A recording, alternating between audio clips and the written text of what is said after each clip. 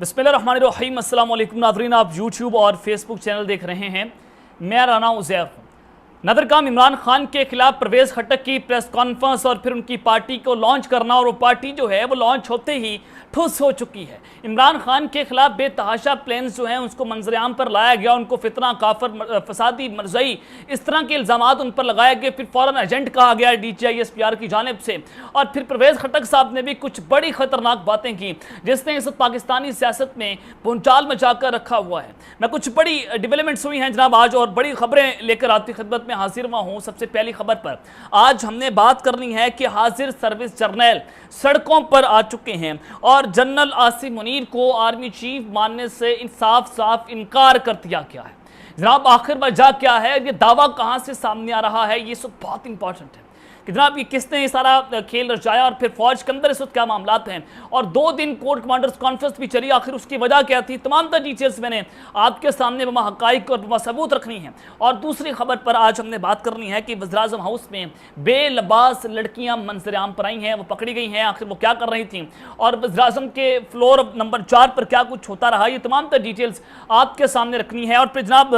पांसा जो है वो पलटा है और इमरान खान जीत चुका है। फौज के खिलाफ एक बहुत बड़ा फैसला है आज सुप्रीम कोर्ट ऑफ पाकिस्तान की जानिब से, वो फैसला आपके सामने रखेंगे। उसका मुकम्मल तौर पर हमने पोस्टमार्टम करना है। लेकिन अगर आपने चैनल को सब्सक्राइब नहीं किया, चैनल को सब्सक्राइब कर लें, बेल आइकन को दबा दें। आने वाली तमाम तरह अपडेट्स आपकी खिदमत में बर वक्त पेश होती रहें। नादरकाम, सबसे पहले तो आपको मैं ये बता दूं, और ये बड़ी अफसोसनाक खबर है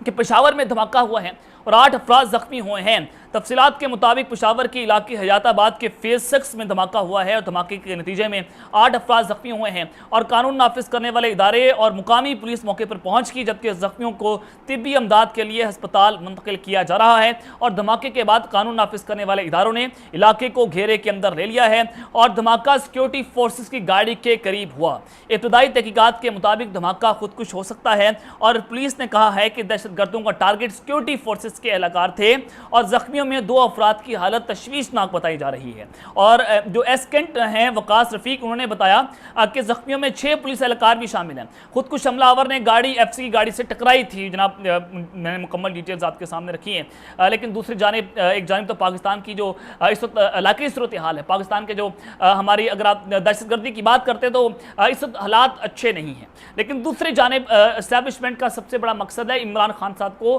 टारगेट करना, रास्ते से हटाना, माइनस करना है, इंतखाबी उखाड़े से उनको निकालना है। तो ये प्लान्स जो हैं उसके ऊपर काम जारी है। तो आज तोशाखाना फौजदारी केस में डिस्ट्रिक्ट एंड सेशन अदालत ने इमरान खान की जज पर अदम एतमाद की दरख्वास्त को मुस्तरद कर दिया है। जो जज हुमायूं दिलावर हैं, आपने उनका फेसबुक अकाउंट देखा, ट्विटर अकाउंट देखा कि उसमें उन्होंने इंतहाई बेहुदा किस्म की तस्वीर इमरान खान के खिलाफ शेयर की हुई थी, जो मैं आपके सामने बता भी नहीं सकता, आपके सामने रख भी नहीं सकता कि इस कदर घटिया और इस कदर गंदी तरीन और शर्मनाक तस्वीर उन्होंने शेयर की इमरान खान साहब के खिलाफ। और फिर वो जज हैं और वही जज जो है वो इमरान खान साहब का केस सुन रहे हैं। तो इमरान खान साहब ने उन पर अदम एतमाद का जो है वो इजहार किया था, लेकिन इमरान खान साहब की उस दरख्वास्त को जनाब मुस्तरद कर दिया गया है। और ये फैसला जो है वो भी आज हुमायूं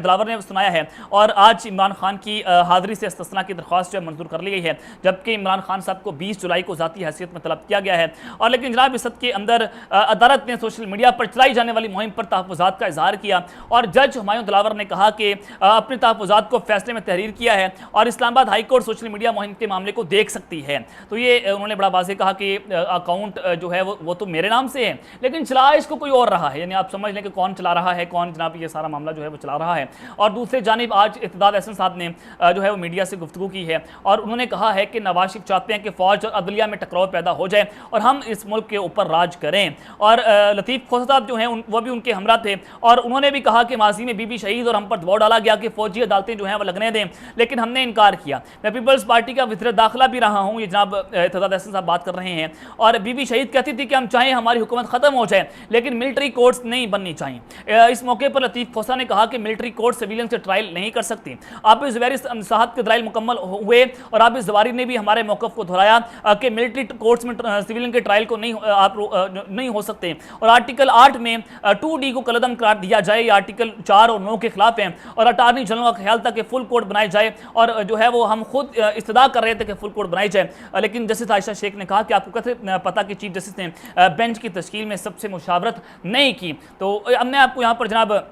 जो खबर देना चाहता हूँ वो खबर भी इस वक्त बहुत इंपॉर्टेंट है, और वो खबर है कि अदालत ने आज जनाब जो गेम का पांसा पलटा है, फ़ौज के खिलाफ जनाब एक बहुत बड़ा फैसला जो है वो सामने आया है। ये फैसला इस वक्त क्या है, क्या सारा मामला है, आपके सामने मैं रख देता हूँ कि देखें जनाब सुप्रीम कोर्ट ऑफ पाकिस्तान में सिविलियंस का ट्रायल फौजी अदालतों के हवाले से केस जो है उसमें समाप्त हुई, और आज चीफ जस्टिस ने इस सारे केस को उड़ा कर रख दिया, और ये एक बहुत बड़ी चार्जशीट थी पाकिस्तान की फ़ौज के खिलाफ। फौजी अदालतों में सिविलियंस के ट्रायल का केस सुप्रीम कोर्ट ने वफाकी हुकूमत की फुल कोर्ट बनाने की इस्तदा मुस्तरद कर दी है, और सुप्रीम कोर्ट में फौजी अदालतों में सिविलियंस के ट्रायल के खिलाफ आज समाअत हुई। 6 रुकनी लाजत बेंच ने समाअत की है, और फिर जनाब 5 नुकात पर उन्होंने कहा कि सदर सुप्रीम कोर्ट हैं आबिद ज़ुबैरी साहब, उन्होंने कहा कि मैं अदालत की मामलत करूंगा, और उन्होंने कहा कि दौरान समाअत नुक्ता उठाया कि लियाकत हुसैन केस से असूल तय है कि फौजी अदालतों में सिविलियन का ट्रायल नहीं हो सकता। जस्टिस एजाजुल एहसन ने रिमार्क्स दिए कि लियाकत हुसैन केस में आईनी तरमीम के बगैर ट्रायल किया गया था, फौज से अंदरूनी ताल्लुक हो तो क्या फिर आईनी तरमीम की जरूरत नहीं है। आबिद ज़ुबैरी ने बताया कि इस मामले पर अदालतों के फैसले मौजूद हैं,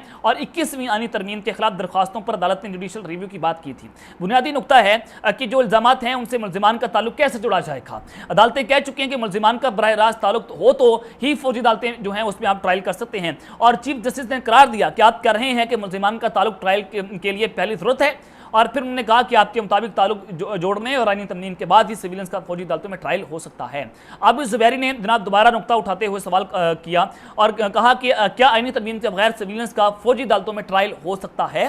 जस्टिस जायशा अफरीदी ने रिमार्क्स दिए कि अपना मौका वाज़ेह करें, क्या मुल्जिमान का ताल्लुक जोड़ना ट्रायल के लिए काफ़ी होगा, क्या आईनी तरमीम के बगैर सिविलियंस का ट्रायल हो ही नहीं सकता। जिस पर सदर सुप्रीम कोर्ट बार ने कहा कि सिविलियंस का फौजी अदालतों में ट्रायल आईनी तरमीम के बगैर नहीं हो सकता है। तो जनाब ये चीफ जस्टिस ने ये कहा, रिमार्क्स थी कि फुल कोर्ट बनाना इस वक्त नामुमकिन है, तमाम जजेस पर मुश्तमिल बेंच बनाना तकनीकी बुनियाद पर ही मुमकिन नहीं, और 3 जजेस ने केस सुनने से माजरत की और कुछ जजेस मुल्क में नहीं हैं, और फुल कोर्ट की दरख्वास्त पर हम आपस में मुशावरत कर लेंगे। और चीफ जस्टिस ने करार दिया कि हर कोई तस्लीम करता है कि 9 मई के वाक़यात संजीदा नौयत के थे। आर्मी एक्ट एक सख्त कानून है, और मुल्क में हर कोई फिक्रमंद है कि सिविलियंस को कैसे आर्मी एक्ट के सख्त जो है मदार से गुजारा जाएगा। कोई मुलव्विस मुल्ज़िमान को छोड़ने की बातें नहीं कर रहा। ये जनाब उन्होंने समाज जो है कल तक मुलतवी कर दी है, और चीफ जस्टिस साहब ने आज इसके ऊपर बड़ा फर्मली स्टैंड लिया है, और जो कोर कमांडर कॉन्फ्रेंस थी उसके फौरी बाद चीफ जस्टिस जो उन्होंने डट कर खड़े हुए हैं, और उन्होंने आज ये बड़ी तगड़ी आज की समाअत थी, तो उससे बड़ा वाज़ेह हो रहा है कि सिविलियंस का ट्रायल आप फौजी अदालतों के अंदर जनाब नहीं कर सकते हैं। अब जनाब कौमी असम्बली तहलील करने की बातें हो रही हैं, और जब इमरान खान साहब ने कौमी असम्बली को तहलील किया था तो उस गैर कानूनी और गैर आइनी थी, और आज ये कौमी असम्बली को शब्द खुद मारकर गैर आइनी और गैर कानूनी तरीके से जो है वो तहलील करने की बातें हो रही हैं। हुक्मरान इत्तेहाद की 2 बड़ी जमातों के इत्तफाक से कौमी असम्बली 8 अगस्त को तहलील कर दी जाएगी। ये इत्तफाक हो चुका है पाकिस्तान मुस्लिम लीग नवाज़ और पीपल्स पार्टी के दरमियान, और यही खबर मैंने आपको दी थी तकरीबन 4 दिन पहले कि वज़ारत उस्मा जो हमारे वज़ीर-ए-आज़म हाउस के ज़राए हैं वो ये बताते हैं कि शहबाज शरीफ 7 अगस्त तक काम करेंगे। अब अगर 8 अगस्त को नहीं होती तो ये जनाब 9 अगस्त को तो हो जाएगी, क्योंकि फिर 9 अगस्त के बाद असम्बली जो है वो सदर पाकिस्तान को भेजी जाएगी, और सदर पाकिस्तान जो है असम्बली को दस्तखत करते हैं तो फौरी तौर पर असम्बलियाँ तहलील हो जाएंगी, और अगर नहीं करते तो 48 घंटों के बाद जो है वो असम्बलियाँ तहलील होंगी। तो जनाब 12 अगस्त की रात 12 बजे तक जो है वो असम्बलियों की जो मुद्दत का वक्त है, तो उसके बाद फिर ये असम्बलियाँ आप तहलील नहीं कर सकते, यानी कि उससे 48 घंटे पहले जो है आपको असम्बलियाँ तहलील करना ही करना होंगी। लेकिन मरियम औरंगज़ेब ने जनाब कौमी असम्बली की तहलील से मुतालिक खबरों की तरदीद कर दी है। उन्होंने कहा कि 8 अगस्त को कौमी असम्बली तहलील होने की खबरें जो हैं वो दुरुस्त नहीं है। इस हवाले से अभी तक कोई हतमी फैसला नहीं हुआ, यानी कि 8 अगस्त को नहीं करेंगे तो आप 9 अगस्त को कर देंगे, लेकिन कौमी असम्बली को तहलील जरूर किया जाएगा। इसके ऊपर जनाब फैसला जो है वो PDM की जमातों ने कर दिया है। ये मैं आपको अंदर की खबर जो है वो जनाब दे रहा हूँ। और फिर नवाज शरीफ की वतन वापसी का जो मामला है, इस्तकबाल की बाकायदा तैयारियों की हिदायत जारी कर दी है, और नून लीग पंजाब ने तमाम डिवीजनल सदूर और जनरल सेक्रेटरीज को खत लिख दिए हैं, और पार्टी किसी भी वक्त नवाज शरीफ की वतन वापसी की तारीख का जनाब ऐलान कर सकती है। तो अंदर खाते ये चीज़ें जो है वो चल रही हैं, और फिर नवाज शरीफ जो है वो किसी भी वक्त पाकिस्तान जो है वो जनाब वापस आ सकते हैं। अब आ जाएंगे जनाब जो इमरान खान साहब ने कहा है कि मुझे वैसे जो हालात हैं वो अच्छे नजर आ रहे हैं, यानी कि ये उनका आज बड़ा पॉजिटिव मैसेज था। उन्होंने कहा कि हालात अब अच्छे हैं, यानी कि उनकी जो बनी गाला के अंदर मुलाकात थी, मैंने आपको खबर दी थी कि वहाँ पर ताकतवर शख्स से उनकी मुलाकात हुई है, तो वो मुलाकात जो है वो रंग ला रही है, और अंदर खाते इमरान खान साहब के और एस्टैब्लिशमेंट के दरमियान ताल्लुकात जो हैं वो जनाब बेहतर हो रहे हैं। अब आज है कि वज़ीर-ए-आज़म हाउस के अंदर नंगी लड़कियाँ जो हैं वो कैसे पकड़ी गई, क्या सारा मामला था आपके सामने मैं वो रख देता हूँ। जनाब जब जनरल बादशाह और जनरल फैज़ हमीद से इनके ऊपर ये इल्ज़ाम लगाया गया था मेजर आदिल राजा की जानिब से कि ये सेफ हाउस के अंदर जनाब एक्ट्रेसेस लाया करते थे, जिसमें उन्होंने 4 एक्ट्रेसेस के कोड वर्ड्स जो है वो नाम लिए और उन्होंने कहा कि उनको ये ब्लैकमेल करके इस्तेमाल करते थे और ये सेफ हाउसेज में लड़कियों का बेदरेग इस्तेमाल किया जाता था जनरल फैज साहब की जानिब से और जनरल बाजवा साहब की जानिब से। और जनाब आज इमरान शफकत साहब ने ये बड़ा खतरनाक दावा किया है। उन्होंने कहा है कि जब इमरान खान साहब वज़ीर-ए-आज़म थे तो वज़ीर-ए-आज़म हाउस के फ्लोर नंबर 4 पर बेलबास औरतें जो हैं वो अपनी इज्जत बचाने भागी थी वहाँ से, बेलबास जो नंगी लड़कियाँ जो है भागी थी और जनरल फैज़ हमीद और जनरल बाजवा जो है वो इन औरतों का इस्तेमाल करते थे और फैज़ हमीद साहब की ईमा के ऊपर वहाँ पर औरतें जो है वज़ीर-ए-आज़म हाउस के अंदर इस तरह से रक्स करती थी और उनका बेदरेक जो है वो इस्तेमाल किया जाता था। तो ये एक बहुत खतरनाक दावा और बड़ा घटिया किस्म का इल्ज़ाम जो है वो एक दो बड़े जनरल्स के ऊपर लगाया जा रहा है जो साबिक DGI भी रह चुके हैं और एक पाकिस्तान के आर्मी चीफ जनाब रहे हैं। क्या इसके ऊपर पाकिस्तान की फौज जो है वो अपना रद्द-ए-अमल जो है वो जाहिर करेगी कि पाकिस्तान की फौज और पाकिस्तान के आर्मी चीफ, पाकिस्तान के DGI जो हैं वो नंगी लड़कियों का इस्तेमाल करते हैं लेकिन उनको कुछ पूछने वाला जनाब नहीं है। अब आ जाए कि जो हाजिर भी जर्नैल जो है सड़कों पर आ गए और जनरल आसिम मुनीर को आर्मी चीफ मानने से उन्होंने जनाब इनकार कर दिया। आखिर इसकी वजह क्या है? ये इस वक्त बड़ी घिनौनी सूरत हाल है कि जनाब अचानक से ये जनाब सारी सूरत हाल पैदा होना शुरू हो चुकी है। देखिए परेड खटक साहब ने एक प्रेस कॉन्फ्रेंस की, उन्होंने कहा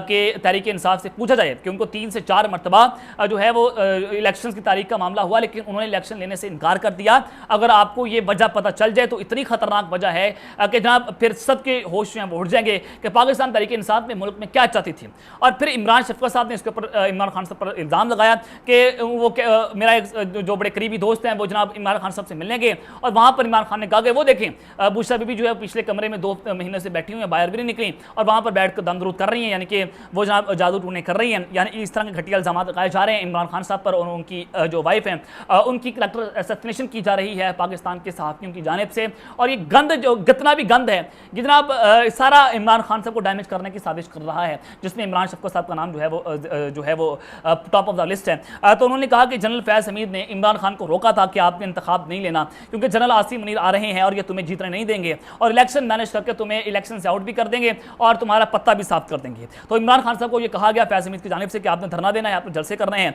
और फिर उसके बाद हमारे 2 से 3 जर्नैल जो हैं वो बाहर आएंगे और वो जनरल आसिम मुनीर को आर्मी चीफ मानने से साफ साफ इनकार कर देंगे। ये जनाब इमरान शफकत साहब ने दावा किया कि फैज़ हमीद साहब जो है इमरान खान साहब को उस तरह की ब्रीफिंग दिया करते थे और फिर मैंने आपको बताया था कि फैज़ हमीद साहब जो है अंडर जो है वो सर्विलेंस है, अंडर ऑब्जर्वेशन है, अंडर इन्वेस्टिगेशन है और उनकी जो नक्लो हरकत है उसको भी देखा जाता है तो वो बगैर किसी वजह के घर से जो है वो बाहर भी नहीं निकल सकते। और उन्होंने ये भी दावा किया है कि IB के पास एक रिपोर्ट मौजूद है कि जब इमरान खान साहब वापस आएंगे वो सबको नंगा करेंगे और किसी को नहीं छोड़ेंगे और उनके पास लिस्टें तैयार हैं और जब भी वो आएंगे वो इन सब का एहतसाब भी करेंगे, ये भी जनाब कहा गया है। और उन्होंने कहा कि पाक फौज में अभी तक ये फैसला नहीं हुआ कि जनरल फैज़ को रगड़ना है या नहीं रगड़ना क्योंकि पाक फौज जो है वो अपनी इमेज रिबिल्डिंग चाहती है, वो नहीं चाहती कि जनाब जनरल फैज़ को सजा देकर वो ये तासुर दें कि पाकिस्तान की फौज जो है वो किस तरह की घटिया काम जो है करती रही है। तो ये अब तक की डिटेल्स हैं जो मैंने आपके सामने रखी हैं। अब तक के लिए इतना ख्याल रखिएगा और इस चैनल का अपना लाज़मी ख्याल रखना है। अल्लाह ने के बाद पाकिस्तान जिंदाबाद।